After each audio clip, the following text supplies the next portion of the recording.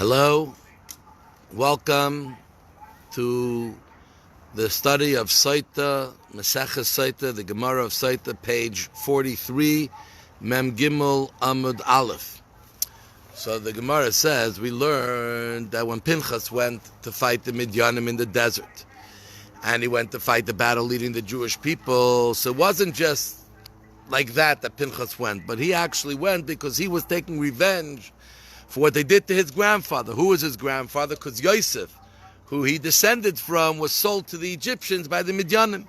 So now he was battling them to revenge what they did to his grandfather. So Gemara says, really, Pinchas comes from Yosef? Doesn't it say that Elazar, the son of Aaron HaKohen, took for himself as a wife from the daughters of Putiel? And Putiel, we say, comes from the word of Yisrael, that he fattened calves to serve for Avodah Zarah, for idol worship. So why do we say it comes from Yosef? It comes from Putiel, Yisrael.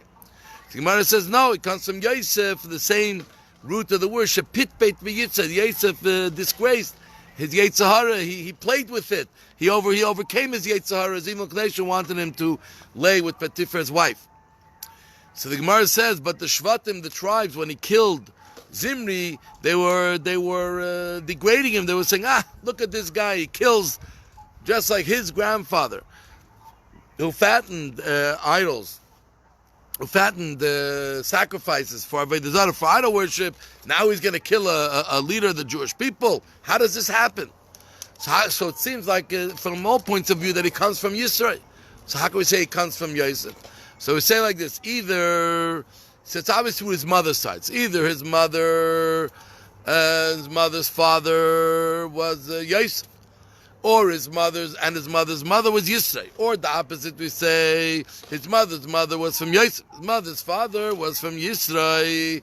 And he says, the proof is that it says, from the daughters of Putiel, meaning that there's two Putiels, one from the side of Yosef and one from the side of Yisrael.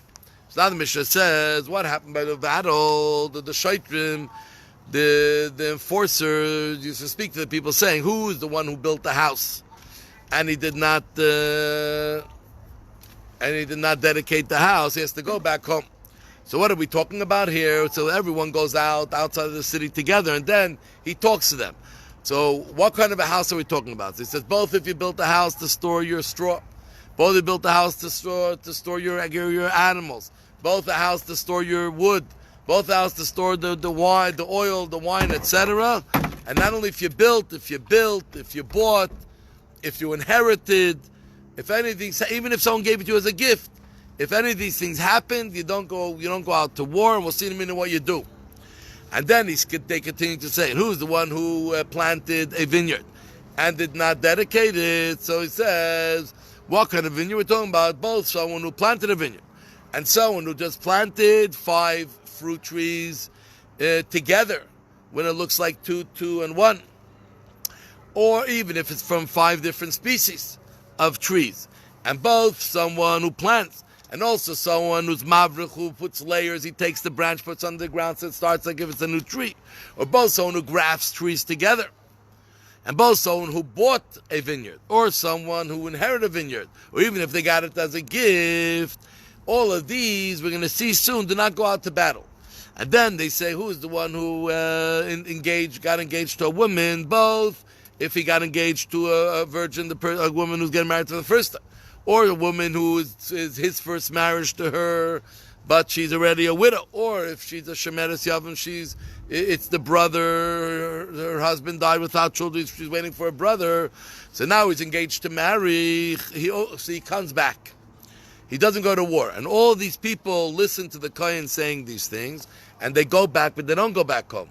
What they do is that they go back to be able to help the battle, but in a different way, that they supply water and food and help pave the road so the battle can go on, but they're not on the front line. But then there are those who don't go back, that even though they did certain things, they stay and they fight in the battle.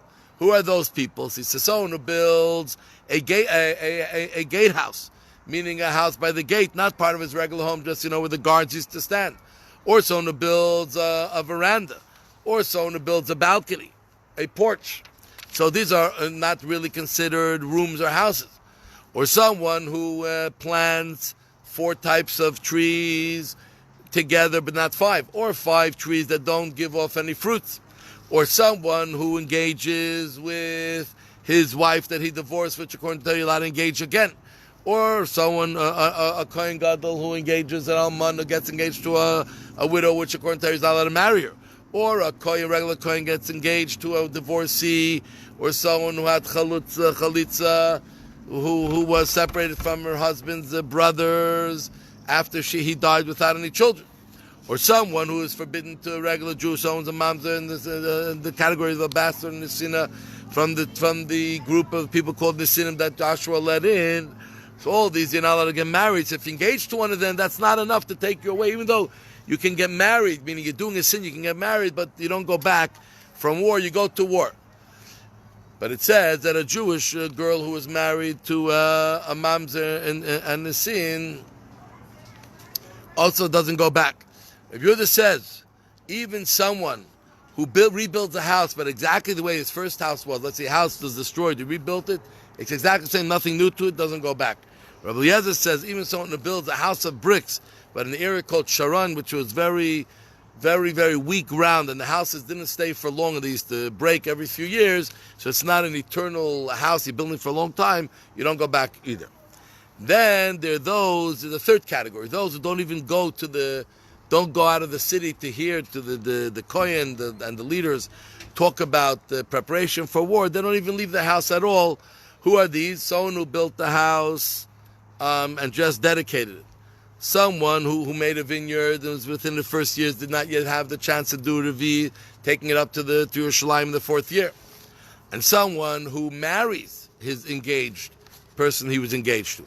Or someone who marries the Yevimta, his brother's wife. Because it says you'll be clean for 1 year. And in these 3 cases, you don't even help the war effort at all, but you stay home and you're fully concentrated on your new marriage, your home, or your vineyard. So that's what the Mishnah says. The Gemara says we have to clarify. It says that the Shaitrim will speak, the enforcers will speak, but whose words are they saying? Because it seems like they're repeating someone else's words. So obviously there's the Meshuach Muhammad, there's someone who has been anointed, a Kohen has been anointed to speak to the people before they go to war. So he talks. So how does it work? Who is talking and when is talking? Because especially we find elsewhere it says that it seems like there's 3 different scenarios. One is that the Kohen speaks and the Kohen repeats. So one Kohen speaks, one Kohen repeats. The other one is the Kohen speaks and the enforcers repeat.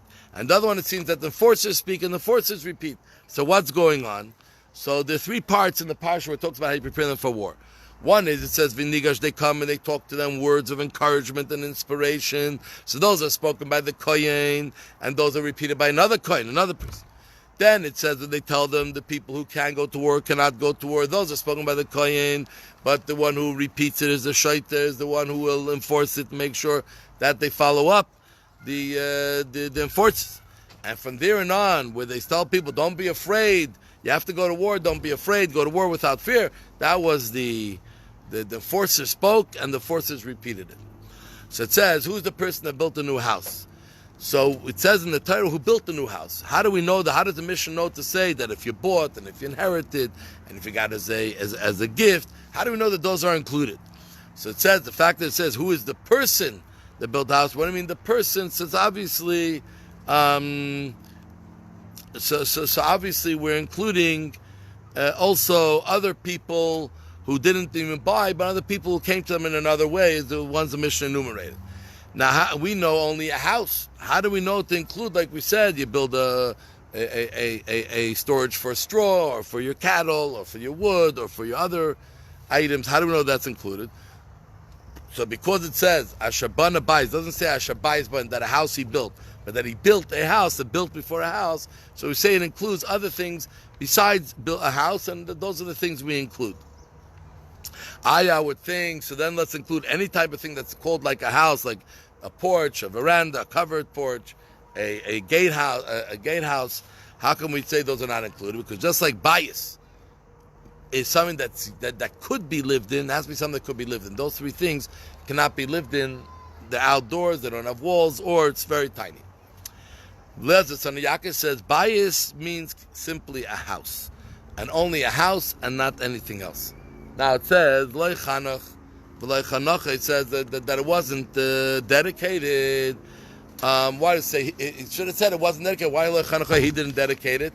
So that's already telling us that if you stole, if you came into your possession by stealing, you're not excluded, you still have to go to war. Now, the Gemara wants to say this doesn't follow Rabbi Yosef Glili, because he says that when we say later, who is the person who's afraid, and soft-hearted, meaning that he's afraid of the sins in his hand, that includes a gaz and someone who stole. So we say, even Rabbi Yosef Glili will hold that Chanocha is teaching us to exclude someone who stole, because we're talking about someone who stole and did teshuvah. So we would think because he did teshuvah, repented, now he's fine. But we said no, because he initially got it by stealing, he is not included. He doesn't go back home to be able to help the war effort because of this. Then we say, who's the person who planted a vineyard? So we said, we know from the Torah it says planting. How do we know someone who bought and someone who inherited, it was given to him as a gift? How do we know? So he says, because the same way we learned by house, it says, who's the person? So it includes any other way that a person got these types of things. I know only a vineyard. How do we know that 5 trees that are in the way that we said 2, and 1, and even all different types?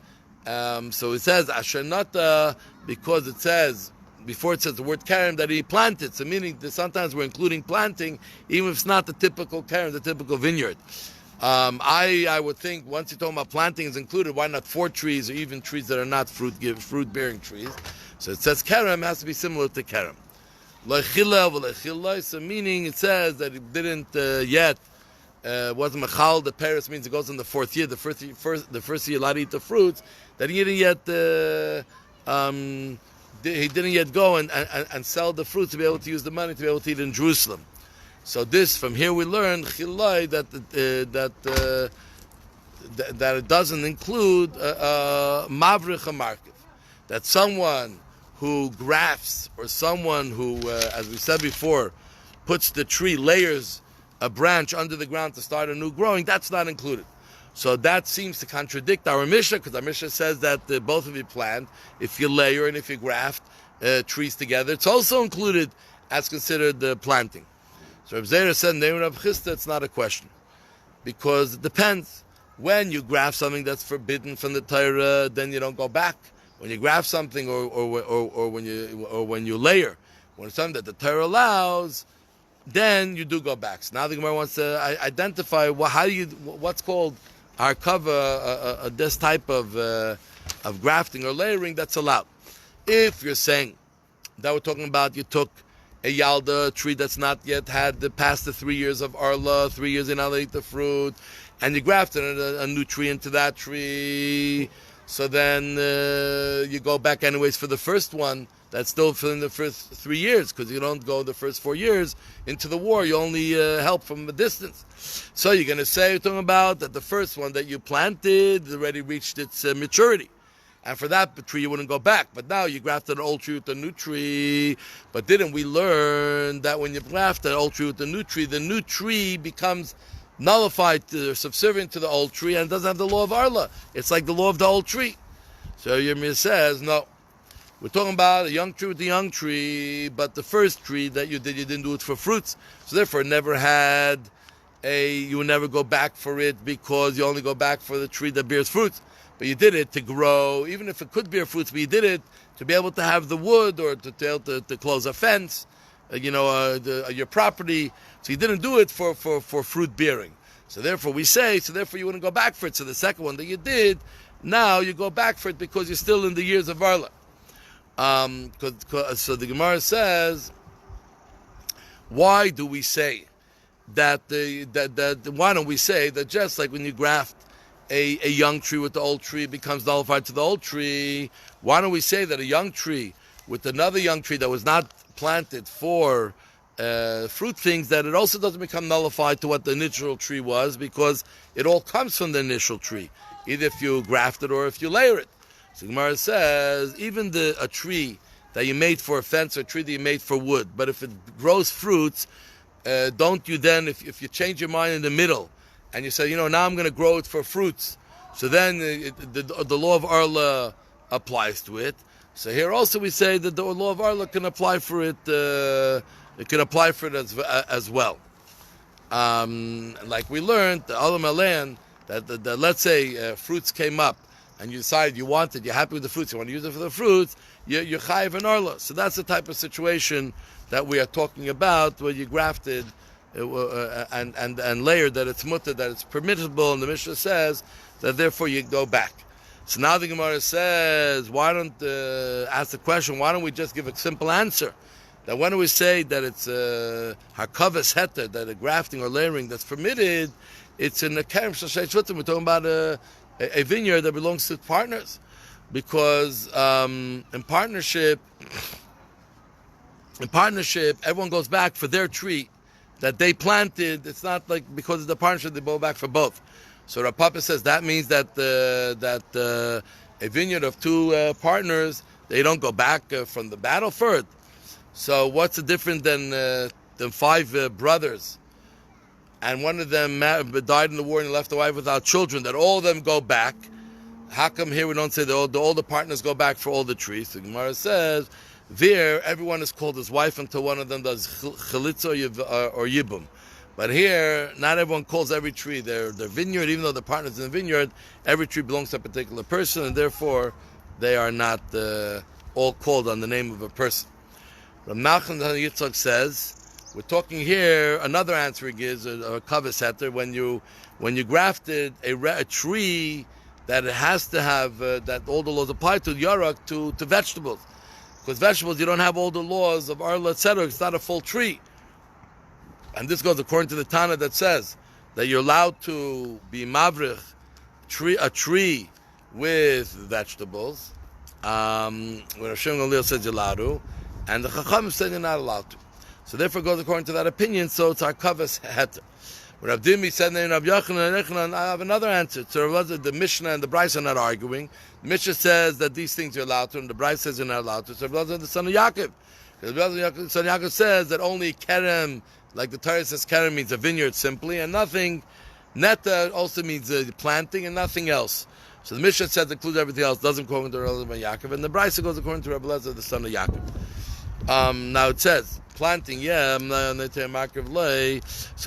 now Rab Dimi said in name Rabbi Yechon, name Rabbi Yaakov, that let's say he grew a tree, but it remained very small, smaller than a tefach, which is the height of a fist, and needs to be obligated in Arla for all the years, meaning he can never really eat.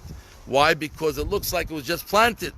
So therefore, a person sees eating from it, they won't know really what the story is. But that's only if you only have two and one. But if the whole vineyard is of these trees, people will know that it's not the young tree, but it's just a tree that will never get bigger. So therefore, you're allowed to eat from it. Rav Dimi, another thing he said in the name of when he came, Rabbi Yechon said in the name of Rabbi Yaakov, another thing, that so a person passes away, so 4 amas around him, and amas 18 inches, so 6 feet all around him, you're not allowed to reach Shema. Because it says that when you do a mitzvah in front of a dead person, you're like laughing at him because he can't do mitzvahs. So you're not allowed to reach Shema if you're within 6 feet on any side. Rabbi Yitzchak said in the name of Rabbi Yechon, in the name of Rabbi Yaakov. Now we'll bring a few things that were said in the name of Rabbi Eliezer ben Yaakov. That someone who married a woman and he had and she had a daughter, or the opposite way, the woman married a man, he had a daughter, and now they have sons, so they cannot marry the girl. So a girl cannot marry the brothers. Why? Even though they're not really related in any way, because they look like their sisters or brothers, they grew up in the same household, so they can't marry. The Gemara says it's not true, because obviously in these things it's very well known out there in the public that's not really brother and sister, and they couldn't marry. Rabbi Yitzchak said again, name of Rabbi Yechon, name of Rabbi Yaakov, that let's say a poor person is going to fill up his food that he's allowed to get, the side of the field, what was forgotten, what was left over, when the farmer was gathering all the things, and he gathered it and he put it together in a little storage place. So therefore he says this now became meiser, that the poor person has to give meiser, tithing on it, because that's the way usually you give tithing, when you bring it together in the storage place. It's not what it's meant. When a poor person takes a little teeth, you take a little in your hand, in your basket, but if you put it together in a little storage place, you have to give meiser. So Ula says that's only in the field where people will think that this person grew it himself, and if they see he doesn't give ma'aser, they'll think he's not keeping it. But in the city, when everyone knows what's going on, there's a poor person, and they know that he gathered it from the field, and he doesn't have to give ma'aser, we're not worried about that people are going to think that you don't have to give ma'aser. They'll know what the truth is. Rabbi Yitzchak said, again, that a tree that's shorter than a tefach, it cannot be mekadesh. You're not allowed to plant in a vineyard or anything else. But if it's shorter than a tefach, then a fist, the height of a fist, you're not allowed to. It doesn't create a problem in the vineyard and make it forbidden. But this is only if it's 2, 2, and 1. But if the whole kerem is full of this, then you know that really it's a healthy. Then you can think it's really a healthy tree. Just it doesn't grow higher, and it creates a problem with the vineyard that you're not allowed to use it, and it's forbidden. Rabbi Yitzchak said, that a mace, that a person passes away, so 4 amos around him becomes tamei. The Chachamim said that 4 amos around him becomes tamei because that they shouldn't bring anything pure close, because it may get a little too close and maybe under the same covering. So therefore they said 4 amos around, you're not allowed to bring anything tar, and you become tamei. And we learned like this. Chatzar kever. In the times of the Gemara, the way they did a kever was a cave, and in the cave there was an open space. Then they had the holes in the wall all around, and the hole was a place where they can put in a bed, or a person who passed away. And sometimes there were 2 on top of each other, and there were 5 or 6 of them around. So you had the little opening, and before the opening there was a little chatzar. There was a little bit of a courtyard before it. So it says that the courtyard before the actual place where it's covered and the openings to the caves are is tar. If you're there, you're tar. You're not tamei, even though if you come in contact or you're in the same covering as a corpse, you're tamei. But here you're not tamei. But we said, Beishamai says it's only if the chatzar has 4 amos, its own place. It means it becomes its own place. If it's the size of 4 amos of 6 feet, then it becomes its own setting. Beis Hillel says even arba tfachim, even if it's only 4 tfachim, which is 4 fists, it's also enough. If you happen to be standing there, it's fine. So and it qualifies for Beis Hillel. That when do we say it's fine if the opening is above? You go down like some steps from on top. But if the opening is from the side to go into the little part of the cave, where the dead people are buried, in the walls there, then you need 4 amos. So the Gemara says it should be the opposite. From the side, it's not a problem. You're not under the same roof at all. But if you're from on top, and you may be covering the opening, so all of a sudden the tumah that's there will come up to you. So on the top is much more worrisome. So why do we say that on top you need less space than on the side? The Gemara actually says it's right. When is it good if the opening's from the side? But if, according to Beis Hillel, you need only 4 tefachim. But if it's from above, you need 4 amos, you need much more space. So therefore, you make sure that you're not somehow covering the opening. And what are we talking about? A chatzar that has clear boundaries. But a chatzar there's no boundaries, and just a person who's dead, he always just has 4 amos, and that's all that he covers. So this finishes page 43.